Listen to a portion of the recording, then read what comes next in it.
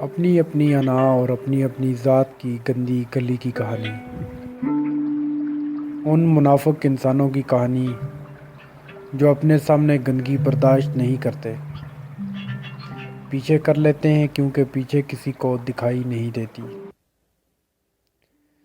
اس نے دھڑکتے ہوئے دل سے دروازے پر دستک دی۔ دستک کی آواز کھٹ کھٹ کھٹ کھٹ تھی، دل کی آواز دک دک دک تھی۔ دونوں آوازیں گڈ مڈ ہو کر دک کھٹ کی منافقت پیش کر رہی تھی۔ کسی گٹر کے سامنے اپنے لباس پر پرفیوم سپرے کرنے والا لازماً خوشبو اور بدبو کے درمیان گرفتار رہتا ہے۔ اس نے دوسری بار دستک دیتے ہوئے سوچا، سمینہ دل کی آواز پر آئے گی، دروازہ کھولے گی، پھر سب سے پہلے اپنا دیدار کرائے گی۔ وہ خیالوں میں مسکرا رہی تھی، دروازہ کھول کر میٹھی ناراضگی سے پوچھ رہی تھی، کہاں کھو گئے تھے؟ میں پچھلے 2 برس سے جاگ رہی ہوں، ہر آہٹ پر دروازہ کھول دیتی ہوں، ہوا کا جھونکا آتا ہے، تم نہیں آتے، بولو کہاں کھو گئے تھے؟ اچانک خیالات فنا ہو گئے، دروازہ ایک جھٹکے سے کھلا۔ ایک کرخت چہرے والی خاتون نے کرخت آواز میں کہا، خالد تم پھر حرام کی روٹیاں توڑنے آ گئے؟ لعنت ہے تم پر ارے بے غیرت، تم ہمیں عزت سے جینے نہیں دیتے، نہ صحیح عزت سے مرنے تو دو۔ ہمارے بعد اس گھر میں آ کر چراغاں کرنا، آخر یہ تمہارے باپ کا گھر ہے۔ خالد نے دونوں ہاتھ جوڑ کر کہا، خدا کے لیے بابی جان، آپ کی آواز دوسرے گھروں تک جا رہی ہے، عزت میرے ہاتھ میں بھی ہے اور آپ کے ہاتھ میں بھی، ذرا دروازے سے نکل کر دیکھیں، میں عزت کو 4 چاند لگانے والی ایسی چیزیں لایا ہوں کہ آج سے محلے کے ہر گھر میں ہمارے گھر کی بات ہوا کرے گی۔ بابی جان نے دروازے سے نکل کر سڑک پر دیکھا تو آنکھیں حیرت سے پھیل گئی۔ ایک بڑے ٹرک پر دنیا جہاں کا سامان لدا ہوا تھا۔ پہلی نظر میں ایک بڑا سا فریج اور 26 انچ کا رنگین ٹی وی نظر آیا۔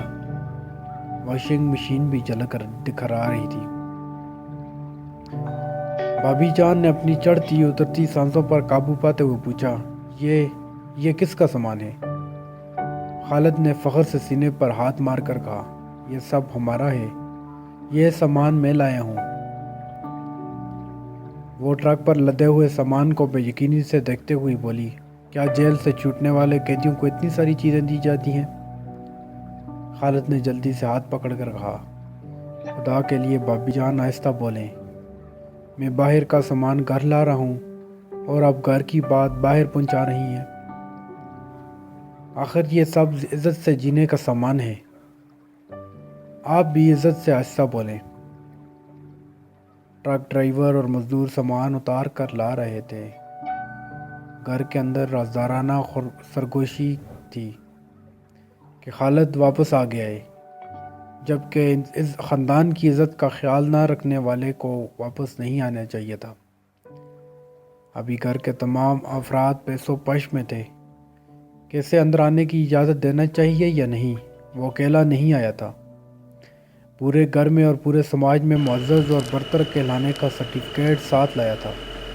دیکھتے ہی دیکھتے پورے محلے میں چرچا ہونے لگا تھا کہ سمد یار خان کا چھوٹا نالائق بیٹا خالد یار خان سب سے بڑے سائز کا فریج، رنگین T V, VCR، washing machine, remote controller سے اڑنے والے بچوں کے ہوائی جہاز، ویڈیو گیمز، ریڈی گارمنٹس، قیمتی ساڑیاں، ولایتی ریشم کے تھان اور ایسے ہی بے شمار فارن آئٹمز لایا ہے۔ خالد دروازے کے باہر کھڑا دور تک نظریں دوڑا رہا تھا۔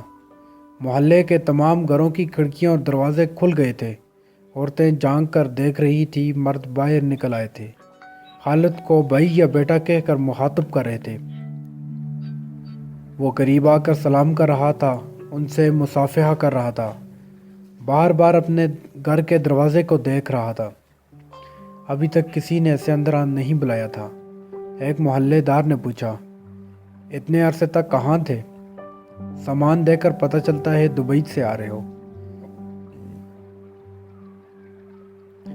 دوسرے نے کہا تمہارے پیچھے طرح طرح کی باتیں ہو رہی تھی، کوئی کہتا تم ایسے ہو، کوئی کہہ رہا تھا تم ویسے ہو۔ تیسرے نے کہا لوگوں کو تو باتیں بنانے سے مطلب ہے۔ ایک جوان نے کہا خالد بھائی کوئی کہہ رہا تھا، پتہ نہیں کون کہہ رہا تھا، مجھے یاد نہیں ہے، مگر کوئی کہہ رہا تھا تم جیل میں ہو، کہیں سزا بھگت رہے ہو۔ دوسرے جوان نے ہنستے ہوئے کہا جیل کو عرف عام میں سسرال کہا جاتا ہے، اگر ہمارے خالد بھائی سسرال سے ٹرک بھر کر جہیز لائے ہیں تو ہمیں بھی ایسا ہی سسرال پسند ہے۔ اس بات پر سب دل کھول کر کہہ لگانے لگے۔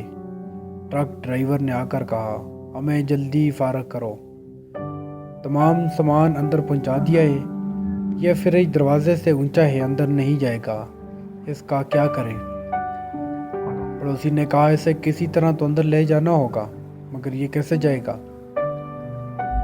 بھابی جان نے دروازے پر آ کر کہا پچھلا دروازہ کافی بڑا ہے، فریج کو گندی گلی سے لانا ہو۔ ہاں گندی گلی، ایک نے تائید کی۔ دوسرے نے کہا گلی تنگ ہے، ٹرک وہاں سے گزر نہیں سکے گا۔ خالد نے کہا کوئی بات نہیں، ہم اسے سوزوکی میں لے کر جائیں گے۔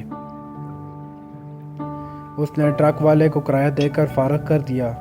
محلے کا ایک جوان سوزوکی لینے چلا گیا، باقی محلے کے لوگوں نے خالد کو گھیر رکھا تھا، اس سے اپنائیت کا اظہار کر رہے تھے، باتوں ہی باتوں میں معلوم کرنا چاہتے تھے کہ کون سا طلسمی چراغ اس کے ہاتھ لگ گیا ہے۔ اس ٹرک میں کم از کم 50,000 روپے کا سامان آیا ہوگا۔ اتنی بڑی خریداری اسی وقت ممکن ہے جب خریدار لاکھوں روپے کا مالک ہو، اور لاکھوں روپے یا تو باہر جا کر کمائے جاتے ہیں یا کالے دندوں سے حاصل کیے جاتے ہیں۔ یہ بات پیٹھ پیچھے کہی جاتی ہے کہ فلاں نے تو راتوں رات کو لاکھ کمائے ہیں، سالہ چور ہے، اسمگلر ہے، غلط دندے کرتا ہے، لیکن یہ باتیں کوئی خالد کے منہ پر نہیں کر سکتا تھا۔ ہمارے ہاں جابر سلطان کے سامنے حق کلمہ حق کہنے کا رواج ختم ہو چکا ہوں کہ آپ کی بہن